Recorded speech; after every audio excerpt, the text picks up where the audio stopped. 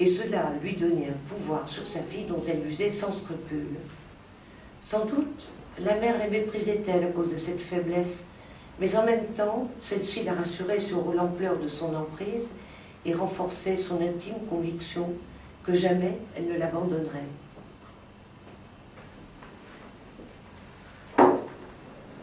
Elle avait raison, la mère. Elle était experte en politique d'insécurité. Elle l'avait maintes fois prouvé. Elle avait l'art de susciter les confidences en parlant de ses propres déboires, sans jamais s'apitoyer sur son sort, qui mettait en confiance et faisait oublier tous les pièges. En particulier, l'évidence qu'elle les retournerait contre vous le moment venu. Elle n'était pas la seule à s'y laisser prendre. Elle avait observé ce phénomène chez d'autres interlocuteurs, et c'était dans ces moments-là que naissait l'espoir d'une vraie communication, d'une reconnaissance peut-être. La mère semblait l'apprécier, elle reconnaissait même quelques qualités.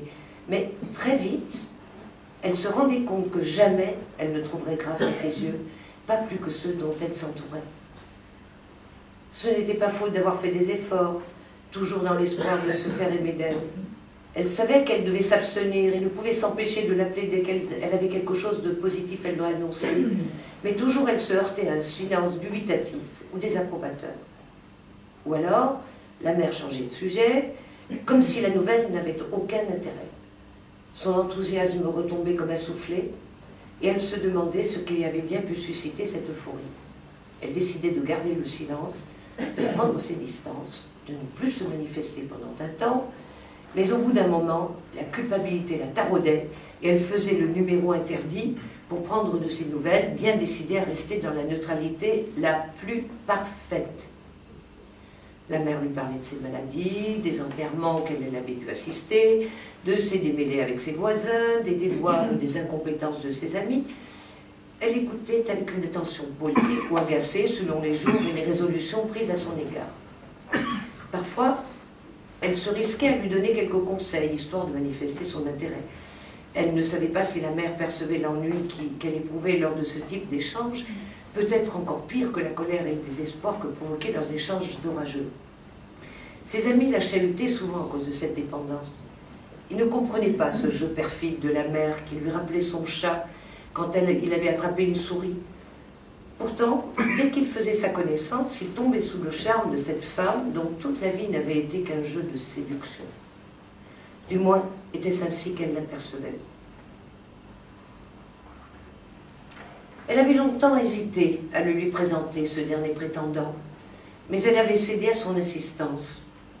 Là encore, elle avait vu juste la mère, semblait-il. Les appréciations qu'elle avait émises dès la première rencontre, et ne cessait de lui remettre sur le tapis, la mettait hors d'elle et faisait ressortir le diablotin.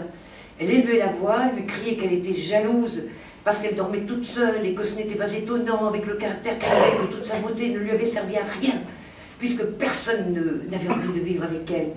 La mère criait encore plus fort, que si elle ne l'avait pas eue, elle aurait pu avoir tous les hommes qu'elle en voulait, qu'elle était une femme de devoir et qu'elle avait soumis tous ses actes à la raison, et qu'elle était une tête en l'air, une folle qui n'arriverait jamais à rien dans la vie, que dans 6 mois elle divorcerait, que personne ne pouvait vivre avec elle, qu'elle lui avait gâché la vie et qu'elle était en train de gâcher la sienne. Elle avait raison, la mère. Il ne lui serait pas venu à l'idée de le contester. Mais cette évidence la mettait dans des fureurs pas possibles. Et elle partait en claquant la porte, pleurant de rage ou de désespoir, sûre de ne jamais revenir. Le lendemain, le soir même, parfois, elle se demandait d'où venait cette cruauté, d'où lui venait cette cruauté envers cette femme qui ne voulait que son bien. Elle lui disait, la mère, elle aurait voulu que tout cela n'ait été qu'un cauchemar. Elle souffrait de cette injustice qui lui avait été faite. Elle savait que la mère méritait mieux que cette vie de chien. Elle aurait tout fait pour que rien de tout cela n'ait été dit. Mais était-ce bien elle qui parlait? Comment lui dire que ce n'était pas elle, sa fille, qui avait dit toutes ces choses? Que c'était elle, la mère, qui les lui mettait dans la bouche depuis qu'elle était toute petite, ces choses qu'elle n'aurait jamais dites à personne d'autre. Ce qu'elle voulait, elle, c'était qu'elle l'aime, elle, et aussi cet homme qui l'avait demandé en mariage le jour même de leur rencontre. Cet homme qui ne disait pas ce que disait la mère à son sujet, qu'elle l'empêchait de vivre. Non, lui disait qu'il l'aimait, qu'il avait besoin d'elle. Il est vrai qu'elle avait pris peur à l'idée de se marier si vite. Elle avait essayé de gagner du temps, 1 an presque, mais elle avait fini par accepter de peur qu'il ne la quitte. Il l'avait mise au pied du mur, elle ne pouvait plus reculer, elle ne savait pas si elle l'aimait. Elle ne savait pas ce que cela voulait dire aimer. Elle savait qu'elle ne pouvait plus se passer de lui, c'était comme une drogue dont on connaît les dangers en prenant les risques. Elle pensait que c'était cela, aimer. Elle ne savait pas ce qu'était une vie de couple. Elle n'en avait jamais eu aucun exemple sous les yeux. Il n'y avait que des femmes seules dans cette maison. Les hommes lui faisaient peur. Celui-ci ne lui faisait pas peur. Il était fragile, anxieux, comme elle.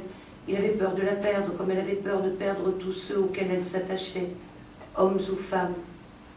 Elle savait que dès qu'on la connaîtrait mieux, le diablotin risquait de faire son apparition et tout serait perdu.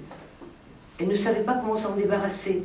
Parfois, elle le croyait rentrer dans sa boîte à tout jamais, et voilà qu'il ressortait d'un bon moment où elle s'y attendait le moins.